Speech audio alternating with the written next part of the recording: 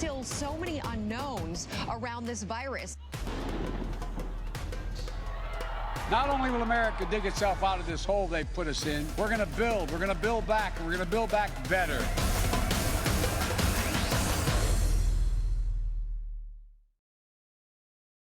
Good afternoon. Welcome to Washington Post Live. I'm Jonathan Capehart, opinion writer for the Washington Post.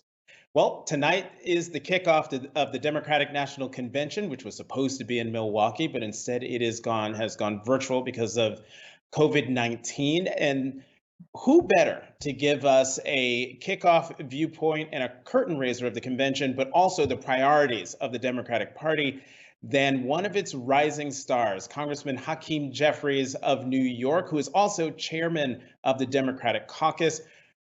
Congressman, Mr. Chairman, welcome to Washington Post Live. There is a lot to talk about, and so I just want to jump right on in and say, let's go to the post office. Well, thank you, Jonathan. It's great to be with you. And certainly, the post office and the attacks that we have seen by President Trump and his henchmen have been heinous and part of a continuing criminal conspiracy, in my view, to undermine our free and fair elections. It all started in 2016 when Russia interfered in our election.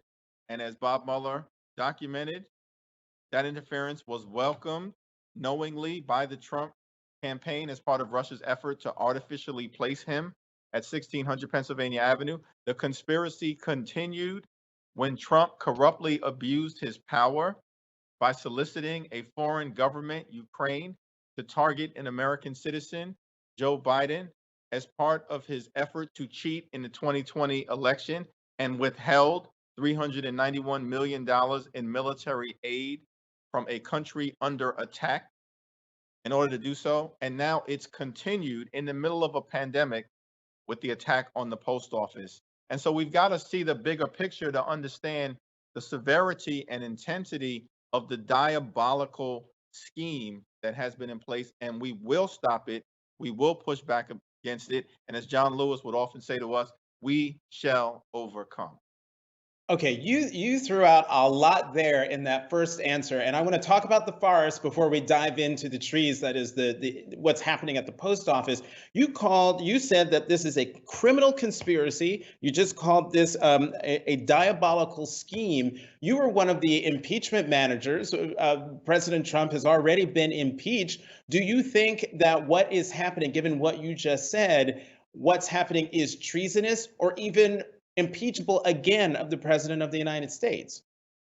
Well, I don't want to use those phrases so close to an election because basically when the Senate Republican majority failed to do its responsibility, though we predicted on the floor of the Senate that more were to come if President Trump were unleashed by the Senate by failing to hold him accountable and throwing him out of office, we decided at that point, when the Senate failed and was missing in action in doing its duty, that this is going to be before the American people.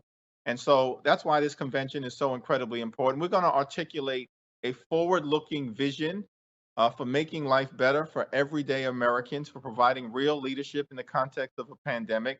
That's what Joe Biden and Kamala Harris are going to do. That's what the Democratic Party in the House and the Senate will be about. But certainly, the attacks on our democracy are troubling, because it seems like Donald Trump is intent on artificially ensuring his reelection. And so you think that what the president is doing, well, let me put it this way. Do you think that so far the president has been successful in sowing doubt about the November elections, given all of his attacks, not only on the post office and mail-in voting, but just about the potential results themselves? Well, there's a fraction of the country that I believe former Republican Senator Bob Corker described as a cult. That's his words, not mine. And I guess the cult-like quality is that you believe whatever the leader says. So without question, there will be some segment of the country that no doubt will continue to follow Donald Trump down a rabbit hole. But the American people are fundamentally good, fundamentally righteous, fundamentally just. And I believe that the overwhelming majority of the American people believe in the peaceful transition of power, in the free and fair elections, in the integrity of our democracy. That's why, Jonathan, you're seeing so much outrage throughout the country, Democrats, Republicans, and independents demanding that we stop the attacks on the post office and ensure that they can continue to function as they normally do, and also provide the opportunity for people to be able to vote by mail in the midst of a deadly pandemic. You know, on Sunday, you sent out a tweet. I want to read it. The HEROES Act allocates $25 billion to save the post office. House Dems passed the bill on May 15th. Senate Republicans have been missing in action for 3 months. End your vacation. Pass the HEROES Act now. Now that the concerns of funding of the post office has grown as a campaign issue, do you think Senate Republicans will step up and work with Democrats to get a bill passed? Well, that remains to be seen. I'm certainly hopeful. But as you know, Jonathan, we'll be back in Washington this weekend in an emergency session called by our Speaker, Nancy Pelosi, to put legislation on the floor that we expect will secure support from all of the Democrats and perhaps some Republicans to put the post office back on the right track, to guard against the incredible intrusion that is taking place, and to work toward making sure they can be fully funded. You raise an incredibly important point. On May 15th, House Democrats passed the HEROES Act, a $3 trillion plus intervention to try to deal with the pain, suffering, and death that the American people are experiencing as a result of the COVID-19 pandemic, both a public health crisis and an economic crisis that has cost the lives of over 165,000 Americans. More than 5 million Americans have been infected and counting. Over 100,000 small businesses have permanently closed. More than 55 million Americans have lost their jobs and have filed for unemployment for the first time. That's extraordinary. And President Trump's response has been an unmitigated disaster.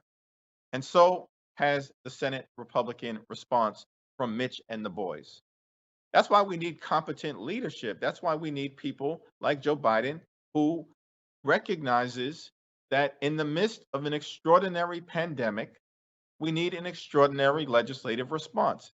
That's what the House did 3 months ago.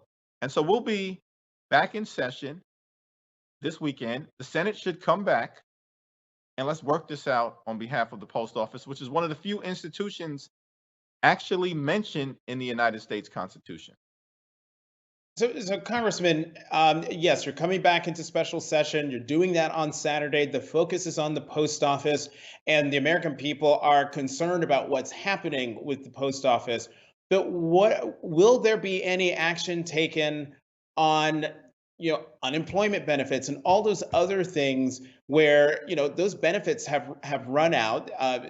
You guys in the House, Democrats in the House, and the president are at loggerheads over what to do and how much. In fact, the president hasn't even been at the negotiating table. So what do you say to the American people who might be watching who say, great about the post office, but what about me and my needs? I've got bills coming due and my unemployment has run out.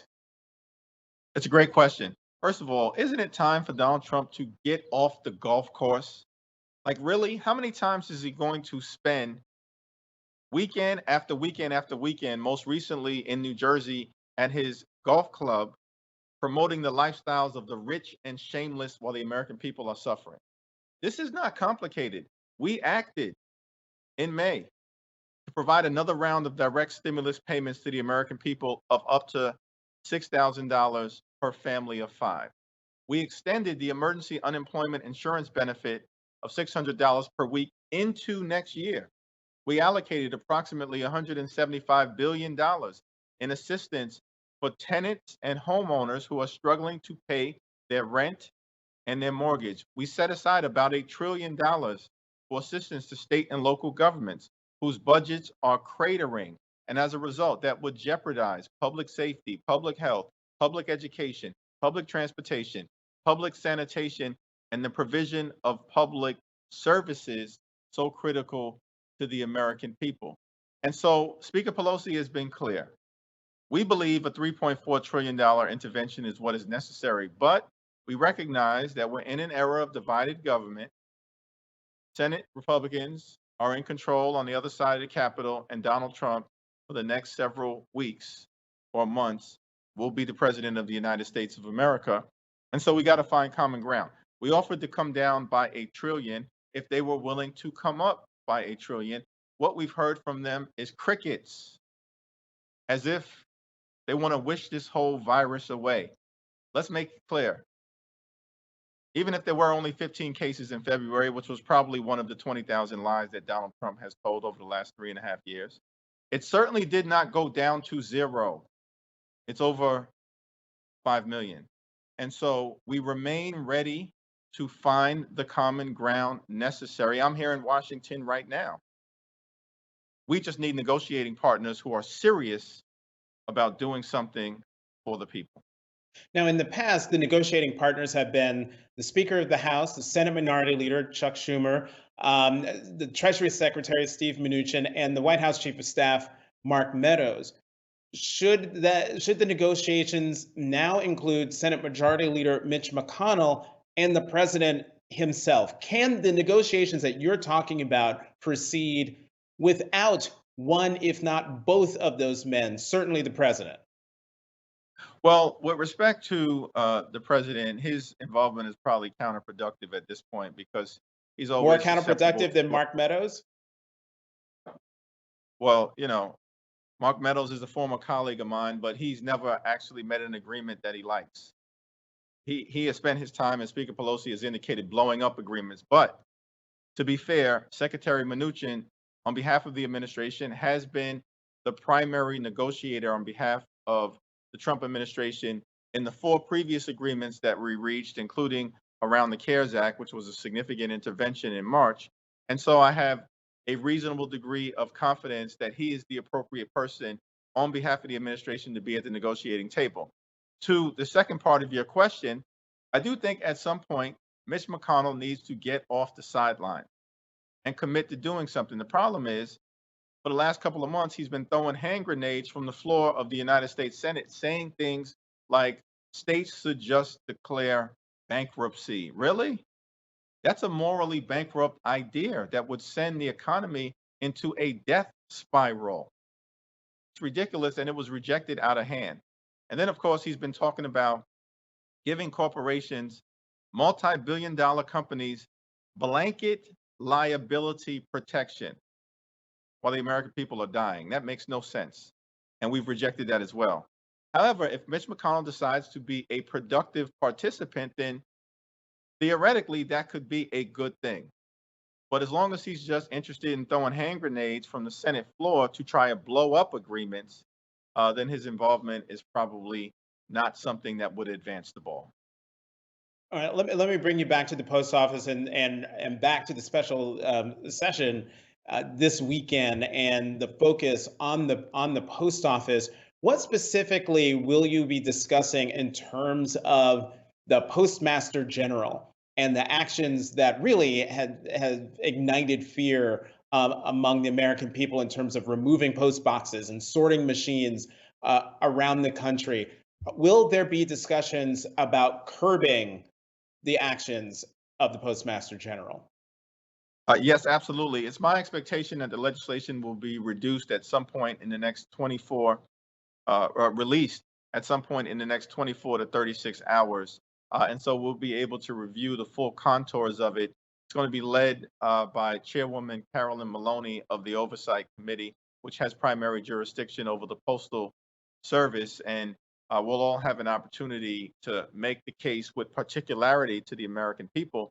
But we are going to constrain their ability to engage in the type of shenanigans that we've seen. That includes the removal of postal boxes.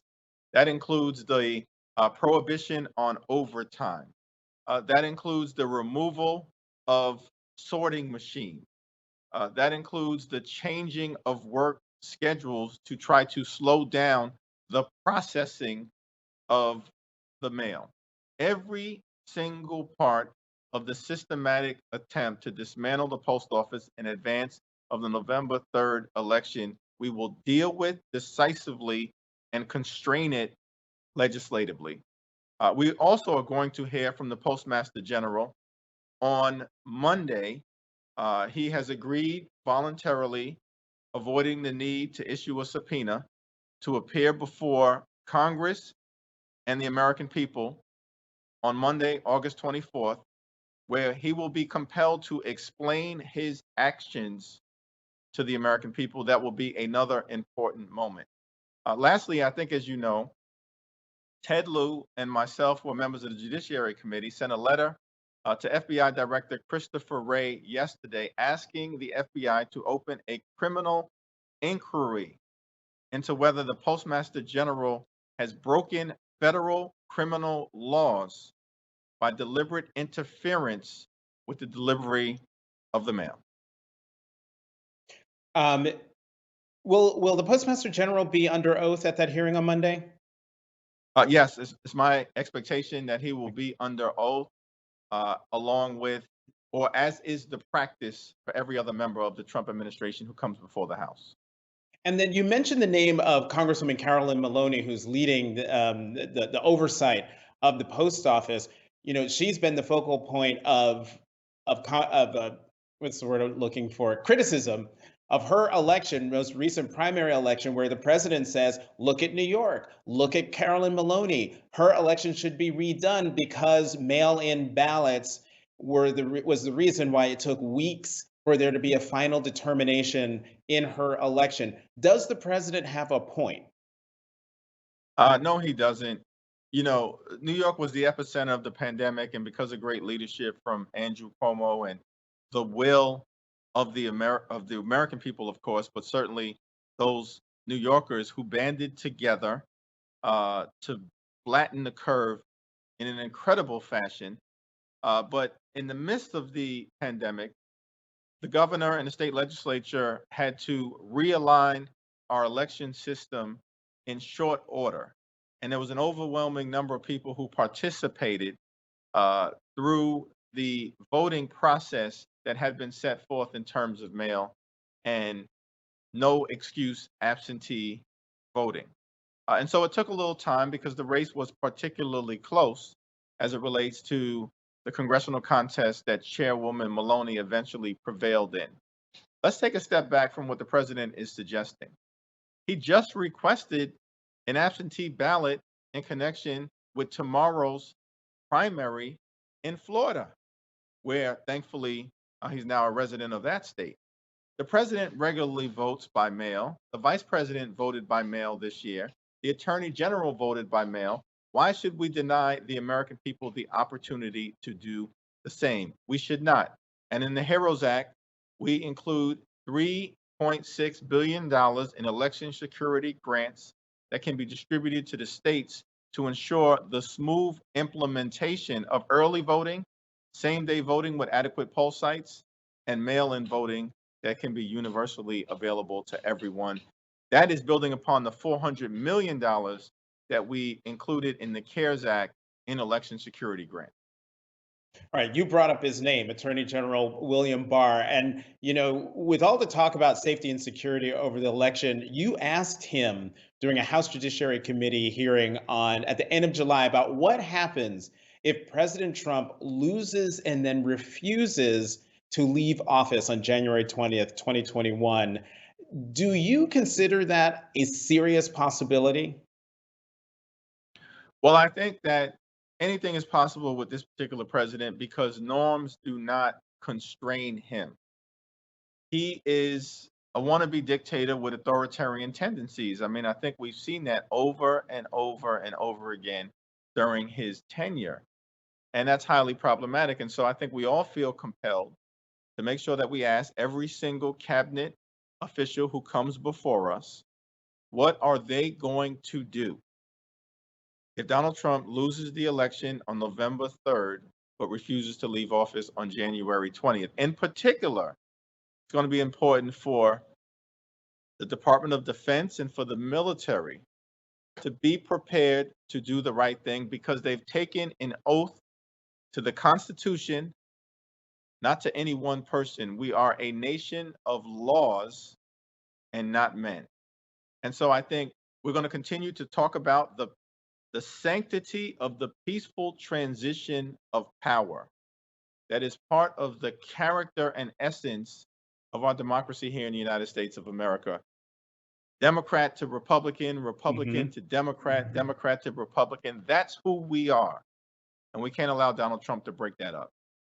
Okay, and so having said that, were you then surprised that Attorney General Barr, when you asked him the question, said, quote, if the results are clear, I would leave office. You were asking him, the Attorney General, if he would leave office at the end of the term if the president lost the election. Were you surprised that the Attorney General of the United States would not say unequivocally that he would? I was pleasantly surprised that he provided a somewhat direct answer that he would leave, although, of course, as the Attorney General often does, he's a very slick character, provided himself some room that I didn't have the opportunity, unfortunately, to explore during my 5 minutes of questioning. That if the elections are clear. However, along with Chairman Nadler, we have sent him a follow up letter and asking him, tell us what circumstances you think would not be clear. Hmm. We think the American people are going to decisively vote Donald Trump out of office and reelect Joe Biden, but we want him to tell us what circumstances he thinks aren't clear, and we're going to make sure we get an answer from him. Well, let's talk about Joe Biden and his newly selected running mate, Senator Kamala Harris of California. Your reaction to her selection? Well, it was a tremendous pick. Joe Biden had a phenomenal group of women to choose from who were incredibly well qualified, intellectually powerful, spiritually grounded, hardworking, and would have been great assets to the ticket. But Senator Harris was a phenomenal choice. She's got great experience at every level of government. You know, as a district attorney in San Francisco, at the local level, of course, as the attorney general in the largest state in the union in California, where she did a tremendous job, and most recently as a United States Senator. I've worked closely with her on a variety of issues, including criminal justice reform, where she was instrumental in helping to pass the First Step Act, as well as the George Floyd Justice and Policing Act, where she was one of the primary architects. Those are just two examples of Mhm. type of legislative acumen that I think Senator Harris will bring to a Biden administration. But I also think she's a dynamic presence on the campaign trail. She will help electrify the ticket in a way that will increase the likelihood that Joe Biden will be the 46th president of the United States of America. And do you believe that because Kamala Harris is black, she identifies as black, but she's also Indian American? Do you think that the participation among the Democratic Party faithful will increase because one of their own is on the ticket? Well, I think this is a moment right now where personal narrative really matters. Authenticity matters in terms of one's own life experience. And Senator Harris has lived the life that many people within the African American, Caribbean American, South Asian community can relate to, you know, including her time at a historically black college and university, Howard University. I can't say that it's the top black college out there because my brother went to Morehouse and I'd get in trouble. I But knew the certainly rivalry one of was gonna rear its head. but certainly, you know, an incredibly prestigious university, regardless of race, but one of the most important historically black colleges and universities. She's an AKA, and I just think that a lot of people can relate to her and her journey, and that can't help but excite people, not just to go out and vote, but to go out and volunteer and to encourage your family and your neighbors and your friends to participate in this election and vote like we never have before.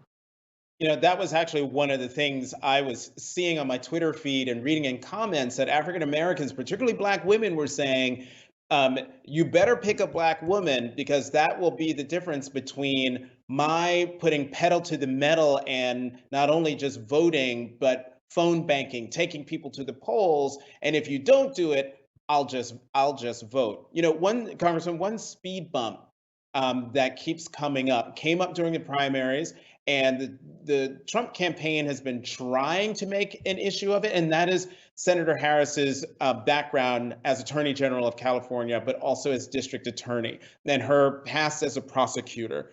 Do you think, or actually, what would you say to people out there for whom her record as a prosecutor is one that gives them pause? Well, you know, I'm not that familiar with the individual particular cases that seem to have been brought up by her political opponents, in this case, Donald Trump, to try to sully her record.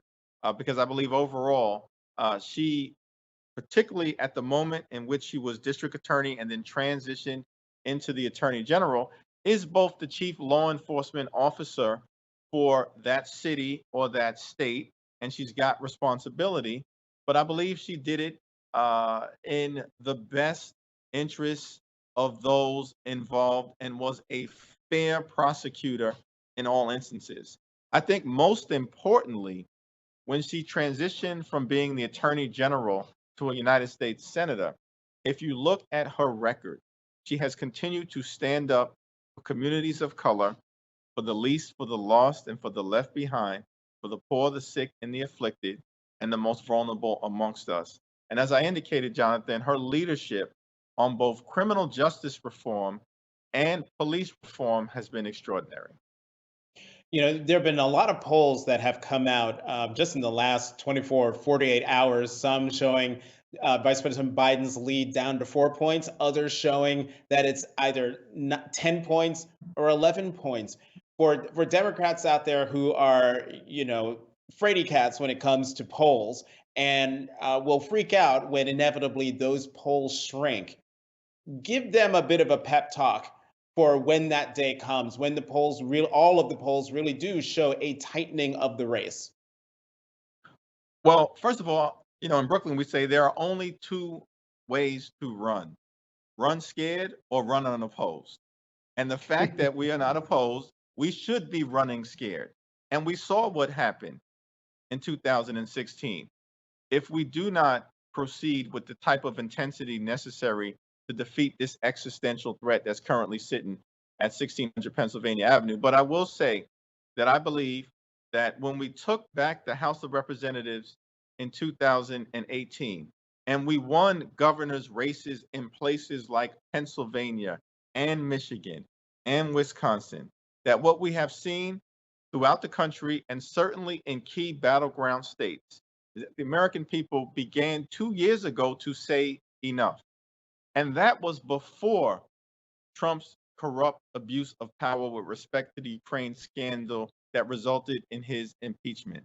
That was before the pain, suffering, and death that resulted from the COVID-19 pandemic and his response, which was an unmitigated disaster.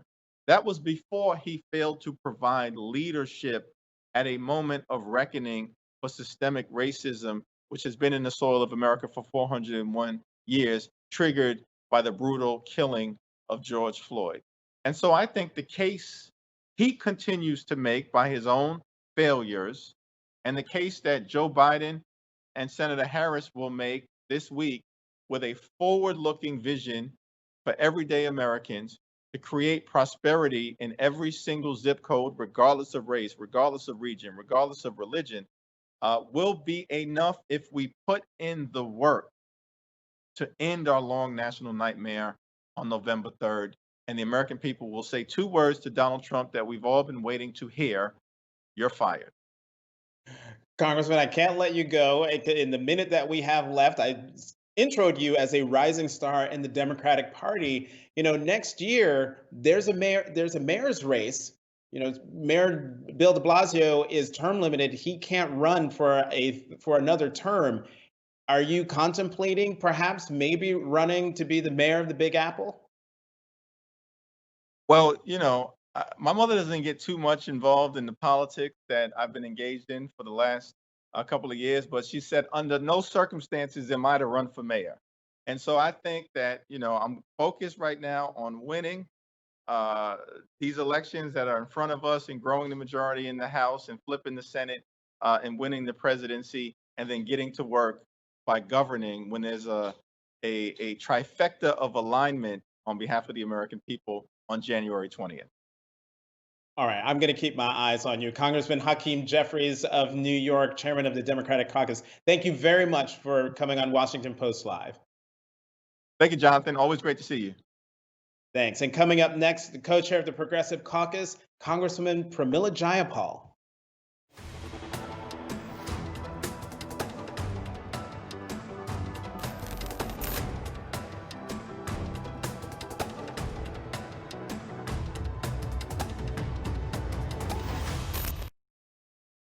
Welcome back to Washington Post Live. I'm Jonathan Capehart, opinion writer for the Washington Post. During the 2020 Democratic presidential primaries, Congresswoman Pramila Jayapal of Washington State was a backer of Senator Bernie Sanders. Now that Biden is the presumptive Democratic nominee, Jayapal is all in for the Biden-Harris ticket to get them into the White House. But there's are there still lingering issues between the centrist wing of the Democratic Party and the progressive wing of the Democratic Party? I'm going to find out, because coming back to Washington Post Live is Congresswoman Jayapal. Thank you very much for being here. It's great to see you, Jonathan.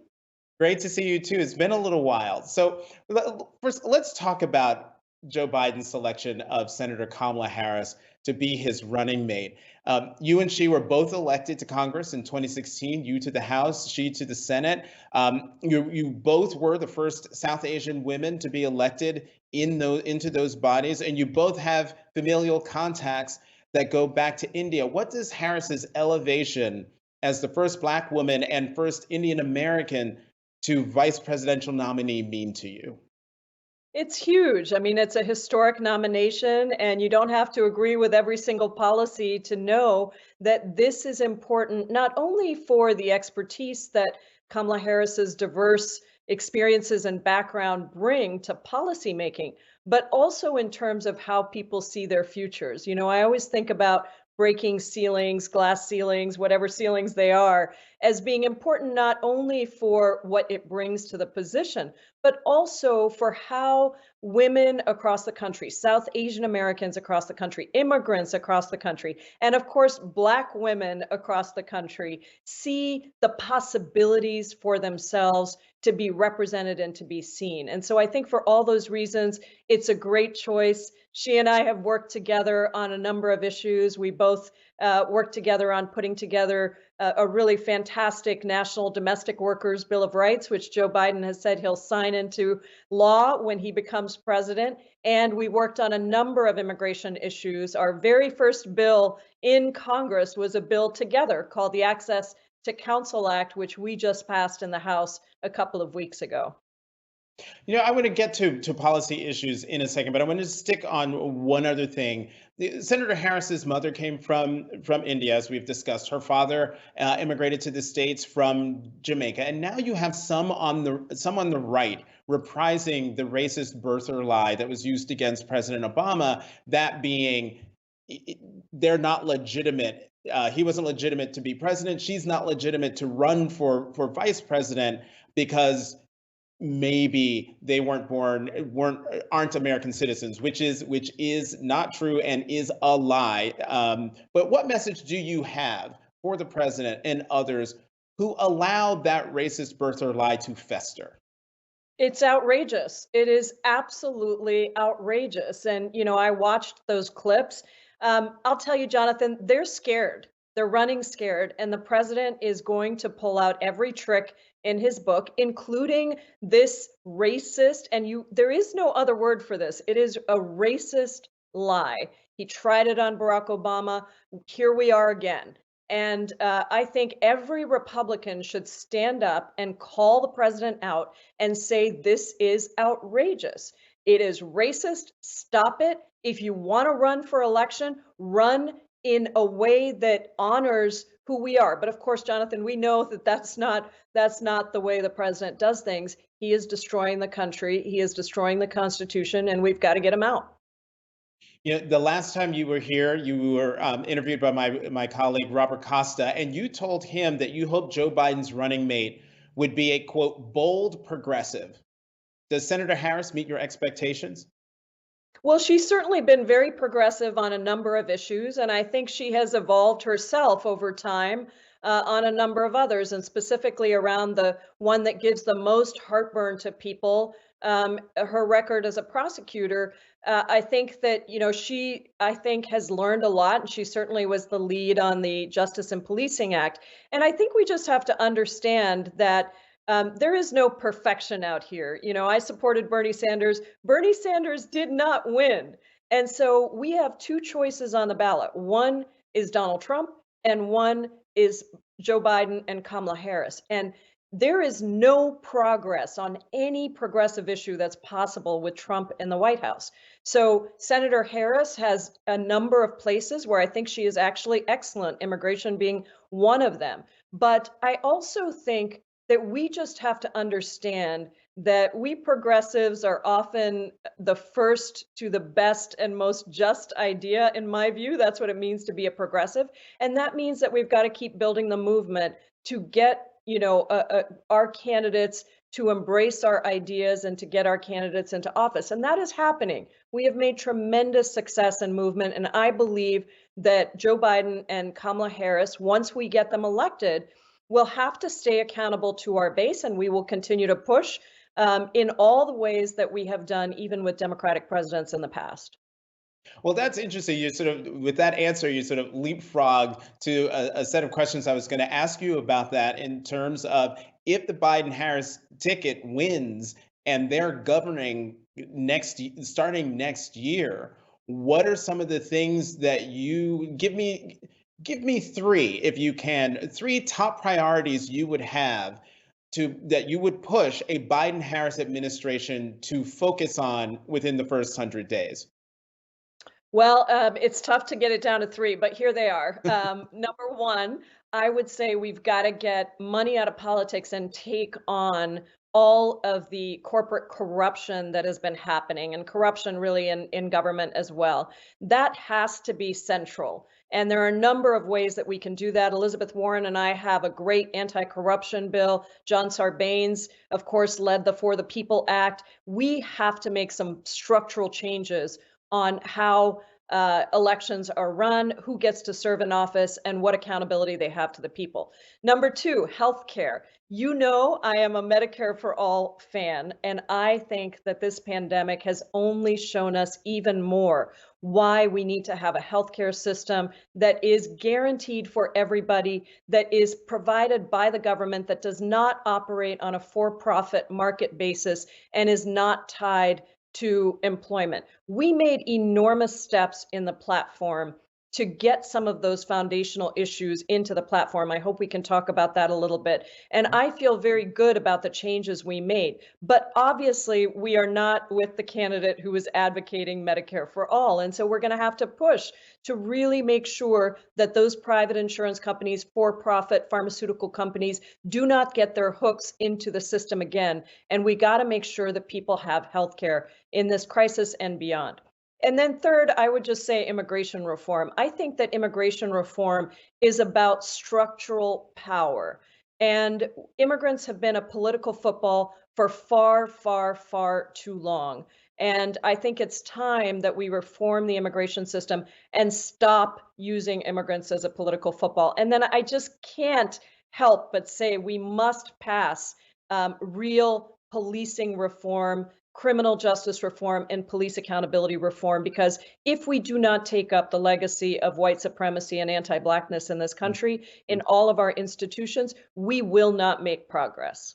I got in four, Jonathan. Sorry about that. Good. Well, you got an amen from me for the fourth one for sure. So let's talk about the platform. You were the chair of Biden's healthcare task force.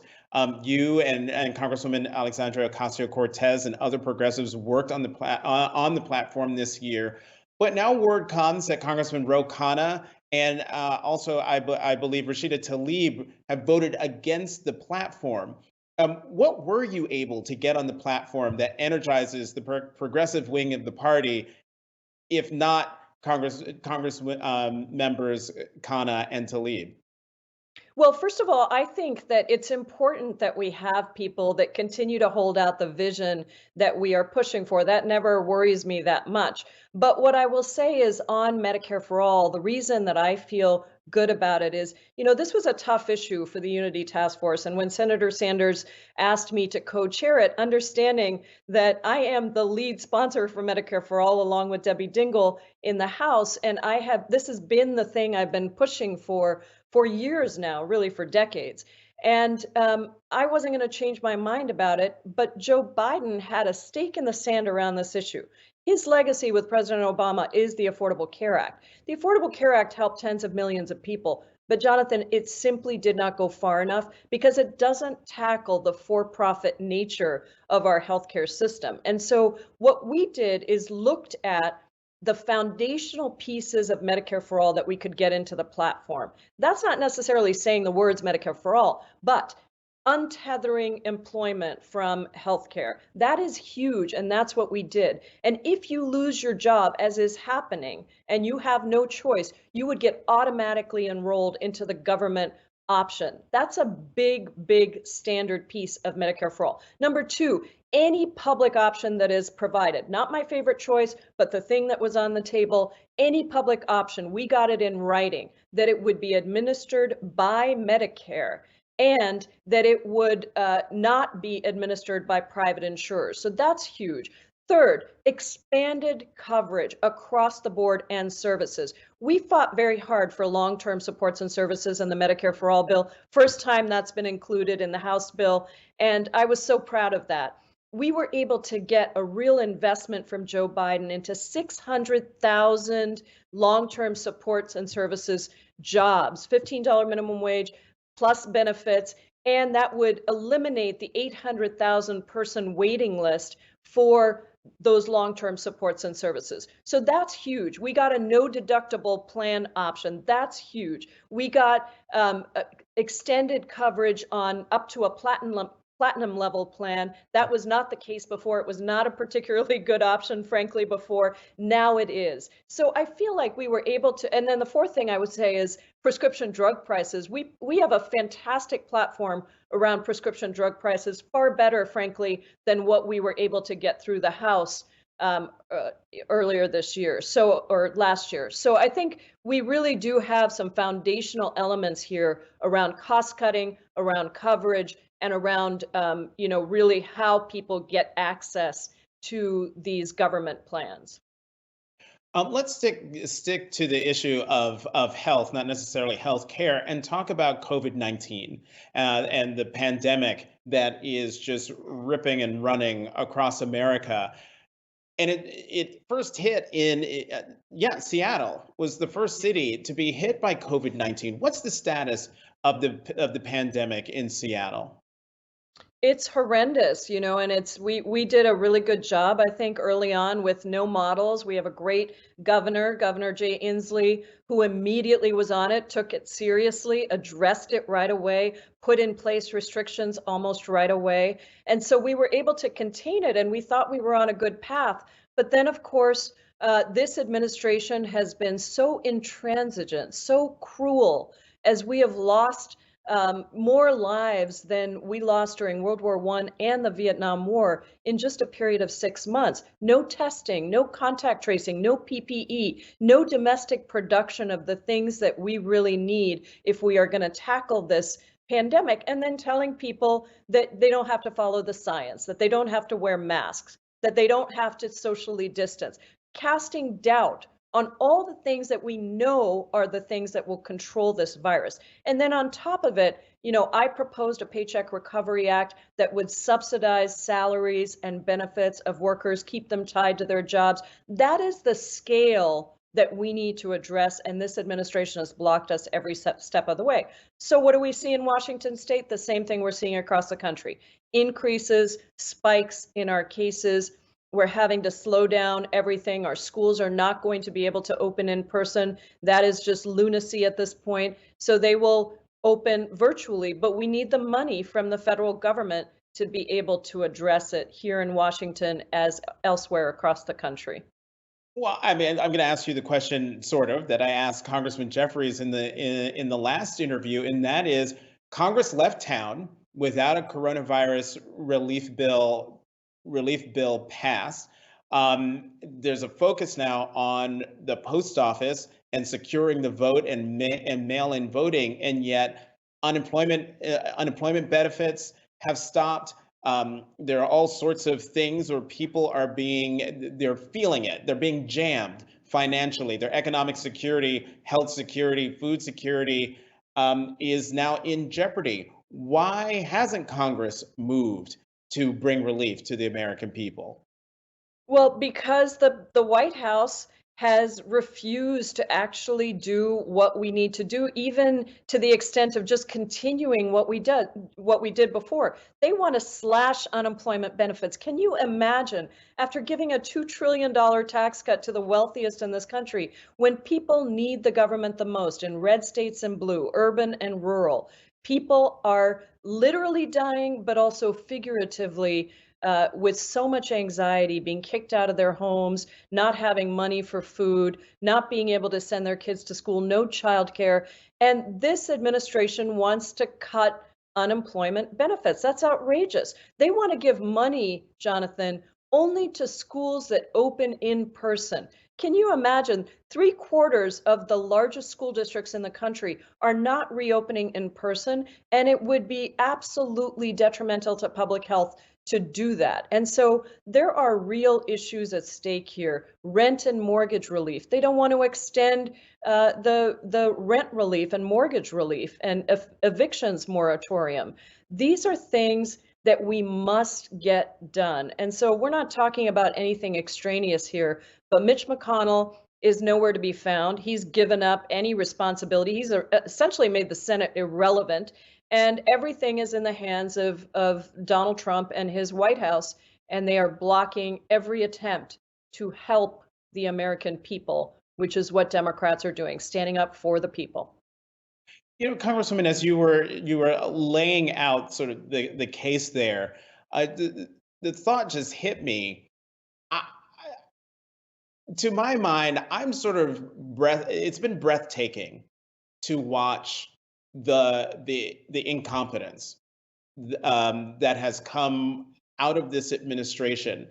And I know I'm an opinion writer and I can express my opinion, but just objectively speaking, there's no national strategy for anything. And I'm just wondering, you are in your second term in Congress. Second term, just my Yeah, it feels maybe like the third, but yeah. yeah, you're in your second term in Congress. Did you think it was possible for the United States to fail this badly in response to a global crisis? Never, never in a million years would I have imagined that the president of this country would sink so deeply into cruelty, lack of caring, lack of leadership, and then fundamentally take us down a path to fascism, because that is what's happening with these latest attacks on the Postal Service. And, I came here when I was 16 years old by myself, Jonathan, as an immigrant with nothing in my pocket. And I came here because America signified something to the rest of the world that no other country, in the eyes of so many people around the world, could ever hope to get at. Innovation, creativity, welcoming of diversity, resilience, but also goodness of heart and mind. And this president has destroyed all of that, destroyed it. And he is taking us down a path to dictatorship. And I don't think any of us could have ever imagined it. So when we get a Democratic president back, we're also going to have to look at our Constitution and look at all of the things that we need to do to strengthen the tools that Congress has with a person such as Donald Trump, that I don't even think the founders could have imagined this level of lack of caring and cruelty. Let's talk a little bit about the post office and what's happening there in terms of mail-in voting and the president casting doubt on mail-in voting, even though he votes by mail himself, he and his wife and lots of members of his administration. The Postmaster General will be testifying before Congress on Monday. What do you want to hear from him when he testifies? What big questions do you want him to answer? Well, first of all, I want him to say, President Trump, please give me $25 million, billion dollars for the post office so that I can get my people back to work and I can assure the constitutional right. It is in Article 1 of the Constitution that the post office should be funded because it is so important. Number two, I want him to stop these so-called cost-cutting measures that are an underhanded but blatant attempt to undermine the effectiveness of the post office. Donald Trump has already said that he doesn't want to fund the Postal Service because he doesn't want mail-in ballots to count. I want this Postmaster General to stand up and say that what he actually needs to do is ensure that people are working overtime if they need to, that they are using the wisdom of the longstanding Postal Workers Union, people who have been there delivering mail for so long, to actually be able to get those ballots in. And then third, I want him to say that they will do everything in their power to ensure that every ballot is counted. Now, I understand that he's not going to do that. He's going to stand up for Donald Trump. But there is always a hope that the bigger picture and responsibility of our democracy can rest in part in his hands, and that he steps up and takes actual leadership. Would you be interested? I know you're in your second term, and let's say, and of course I'm now projecting. I'm looking well beyond November. Let's say the Biden-Harris ticket becomes the Biden-Harris administration. Would you have any interest in being a part of the administration? I talk about this in my book. I've never been one to plan ahead. I always sort of focus on what's in front of me and I look at the opportunities that happen to arise and I figure out if I can do a better job at whatever it is that's arisen or if I can do a better job where I am. And so that's what I'm going to continue to do. I really enjoy what I'm doing right now, and it would have to be pretty good for me to leave Congress, but I never say no, and I never imagine what could be possible. So let's see where we go. But the work at hand is to get them elected and get Donald Trump out of the White House, and then push for the most progressive policies possible so that this country can resume leadership in the world. Well, hold up. I noticed a little wiggle room there. What would be a good position? Like when I asked Stacey Abrams, what would she like to do, say, if she weren't, vice president, and she said head of NASA. I mean, so come on, what would you want to do? Pie in the sky. I really haven't thought fully about that because there's just so much in front of me, but yeah, Secretary of Labor, if we redo DHS completely and make a separate bureau, a cabinet level position for immigration services, maybe that would be something. But honestly, like you're getting my in the moment Jonathan Capehart, Pramila Jayapal thinking on it because this has not been a conversation that I have engaged in. I know. I'm pushing you because it's fun to think. It's fun to think, sort of light at the end of the tunnel, if you will. In the little bit of time that we have left, you are a diehard, you are progressive. As I said in the intro, you supported Senator Sanders. He is, we call it, there's the Bernie Sanders wing of the Democratic Party, the left wing of the Democratic Party. But yet in your answers, in talking about the road ahead in terms of now and the platform and the campaign and the election, and then holding a Biden-Harris administration, if there is one, accountable, you still have your eye on the progressive ball. And so my question to you is, what do you say to those diehard progressives who really wanted Senator Sanders and are disappointed still that he is not the nominee and might be disappointed or not enthusiastic about a Biden-Harris ticket? What do you say to your fellow progressives to keep them in the fold through November so that if there is a Biden-Harris administration, they can get to work on holding them accountable for the next 4 years? Well, I'm an organizer. I spent 25 years of my life before ever getting into elected office organizing on the ground for racial justice and civil rights and human rights. And what I know is that strength comes in times of crisis. No change in the world that is deeply structural and big and bold ever happens overnight. It requires a movement, and it requires us to keep our eyes on the prize, to keep our eyes focused on what we need to do to get there, because we're not going to make those kinds of changes overnight. At the same time, I am not a fan of incremental change. I am a fan of really pushing hard for the big, bold ideas that we need. And so I would just say, again, no progress is possible with Trump in the White House. If Trump is in the White House, say goodbye, not just to Medicare for all, say goodbye to healthcare. If Trump is in the White House, anticipate that more drilling areas will open up across the country, and more parks will be gone, and more environmental justice will be undermined for our Black and Brown communities. If Trump is in the White House, say goodbye to democracy. That is what is at stake, and I'm not exaggerating. So the only way we win is to show the strength of progressives, to show that the turnout of our base voters who are going to vote for Biden-Harris, but also hold us accountable for bigger and bolder policies, that those folks turn out and they become stalwarts in pushing for that more perfect union. So we need everybody's energy and enthusiasm. And we've got a lot of work to do, and we are resilient. We do not just step back because our candidate didn't win for the presidency. We got a lot more fight than that. And now my final question to you is this. As we know, the president is running a reelection campaign that is grounded in fear, among a whole host of other negative issues. He calls Vice President Biden a socialist. He's constantly harping on the squad, particularly Congresswoman Ocasio-Cortez, saying that you guys are socialists, and that socialism will be what will happen to America if Joe Biden is elected.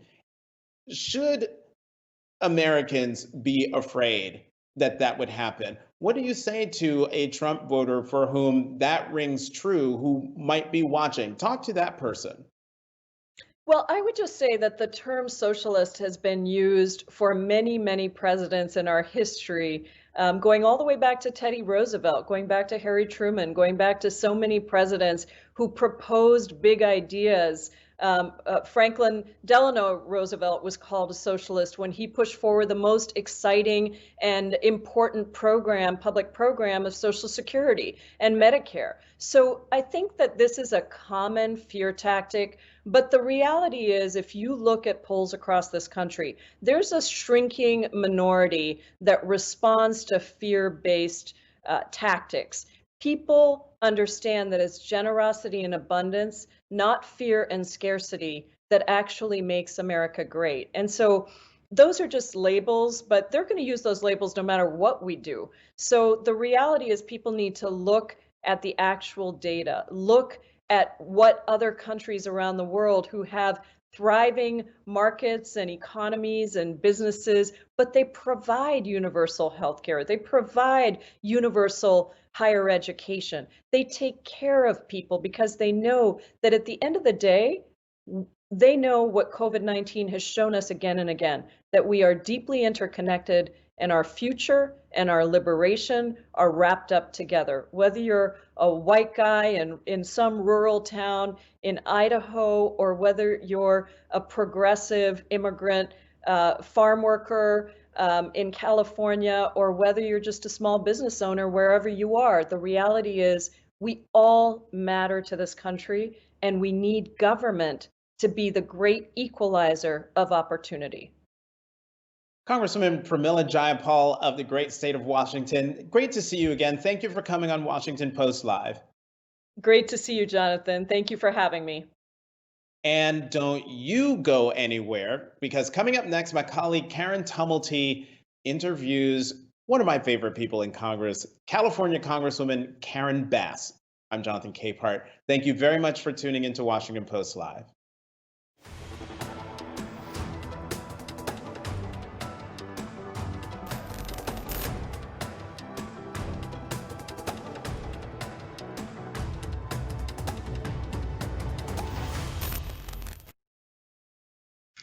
Good afternoon. I'm Karen Tumulty, and I'm a columnist here at the Post.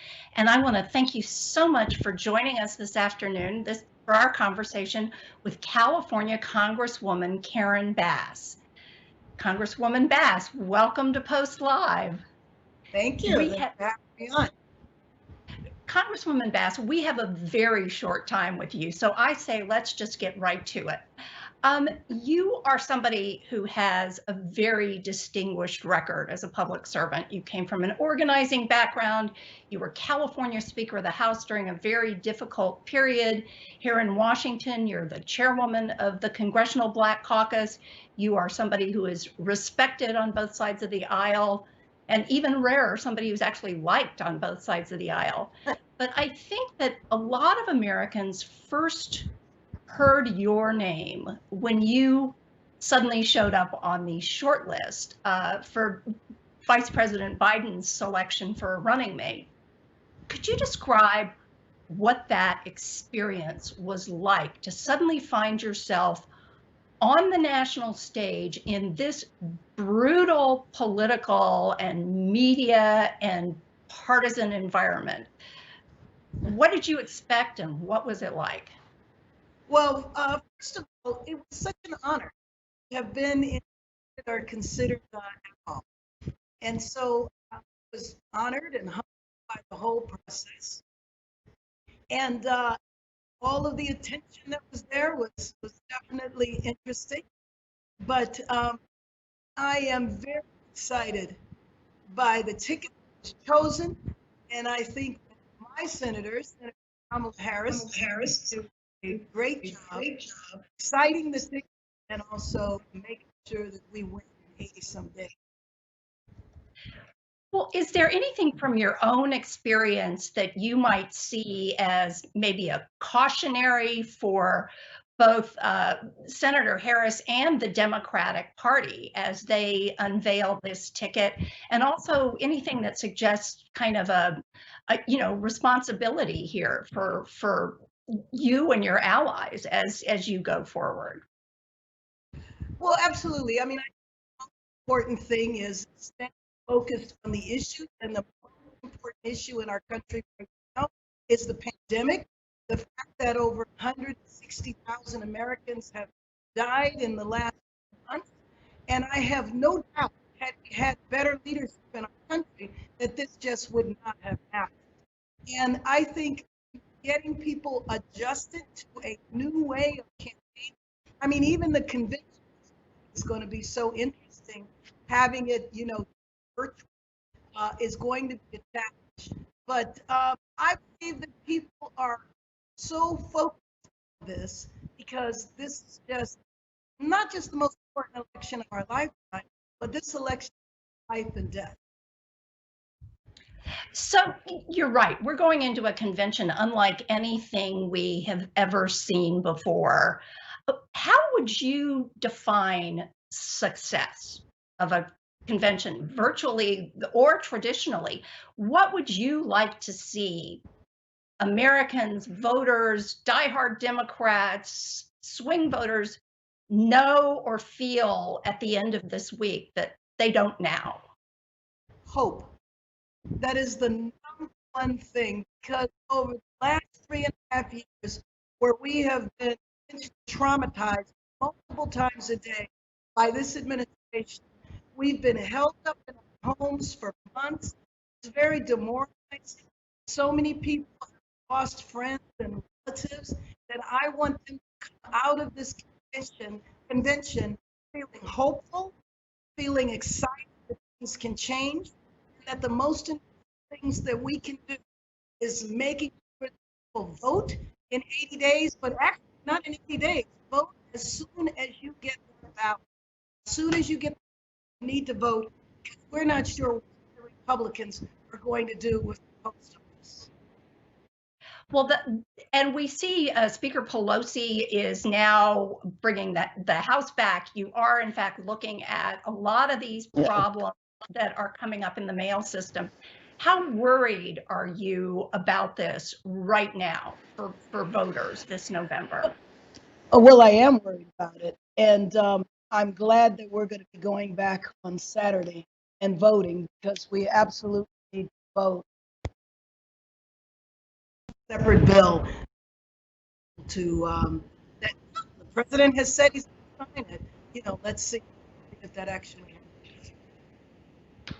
And you also come from the progressive wing of the party. One of the reasons, one of the rationales for political conventions is to sort of bring a close to the intramural primary season. Tonight, we're going to see Senator Bernie Sanders speaking. How are you feeling about the party itself? You know, Vice President Biden is not as progressive, not as liberal as a lot of Democrats would have liked to have seen. How unified does the party feel right now? You know what? I think it actually feels a lot better than it did 4 years ago. And I think that because the primary ended earlier, and also we had such a dramatic shift in our life, I just think that we're more united now than we were 4 years ago. The other thing is, we're very clear about what's at stake. I mean, we had a hard time believing that even with the infighting, Trump was actually going to win. After 3.5 years of this administration, I think that we're more united now than we were. And I really thought it was interesting that you used the word hope. Of course, you know, that was a lot of, you know, President Obama's campaign in 2008 was hope and change, and hope is a commodity that feels like it's in very short supply in the country right now, given the pandemic, given the economy, given a lot of the racial tensions that we're seeing right now.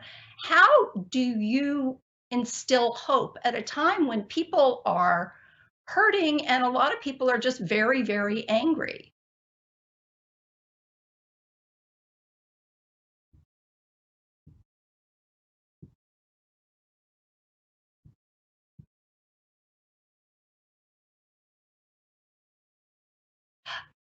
Congresswoman Bass, we seem to be having a little bit of trouble here with the audio. Do you mind trying this again?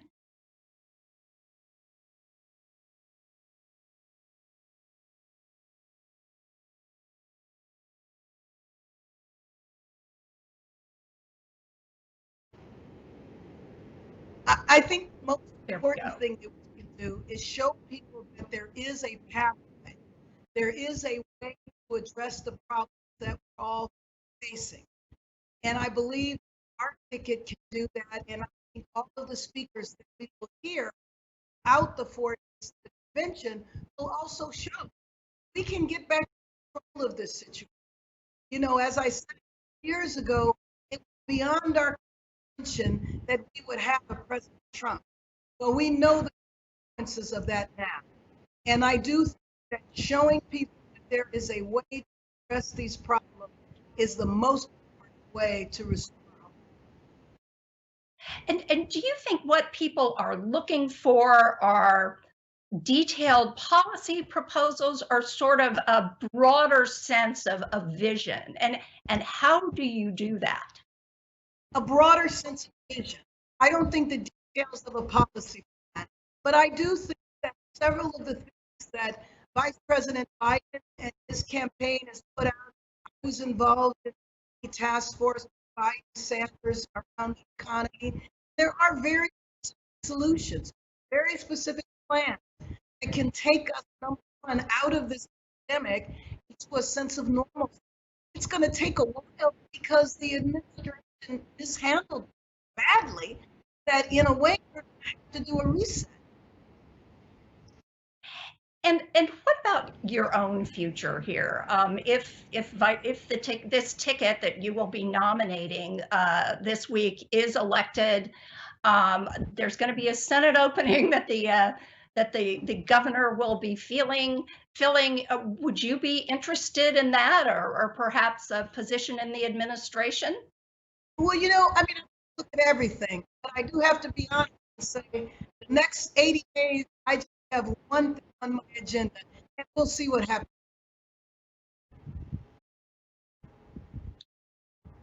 Let's go. I'm sorry, we are still having a little bit of audio difficulties here. If you don't mind, if you could, of course, it wouldn't be a digital Zoom event if you didn't have some kind of technical difficulties. Do you mind repeating that about what your own ambitions are beyond these next few months, what they are beyond November? Sure. Well, for me, I have one focus for the next 80 days. So I haven't started thinking or planning, but I do want to keep all of my options open. But I will tell you that really attacking the pandemic, the issues around policing that have been raised, and systemic racism, are issues that are near and dear to my heart. Doing a reset on our relations with Africa. So the work I've been doing over the last number of years, I plan to continue, and see in what form that takes. And what is your sense, again, getting back to this ticket, you had described your own feeling when Vice President Biden and Senator Harris walked out. The word you used to describe it was electric.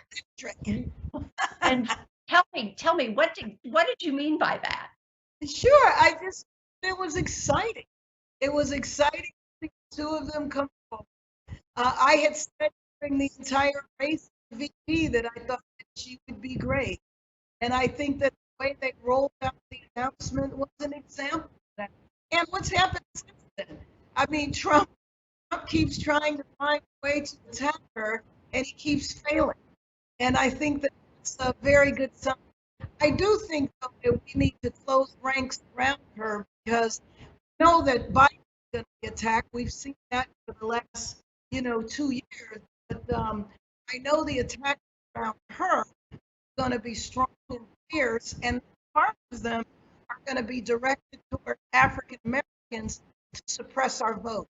Now, we didn't understand 4 years ago, but we do understand now, and we need to be on the lookout for those social media messages that try to tell African Americans that their vote is not important. Well, Congresswoman Bass, we would love to thank you so much. We know you're very, very busy these days, and for spending part of your afternoon with us today. And we would love to have you back. We apologize for the difficulties with the sound here, but thank you so much for being with us. Absolutely. Thanks for having me.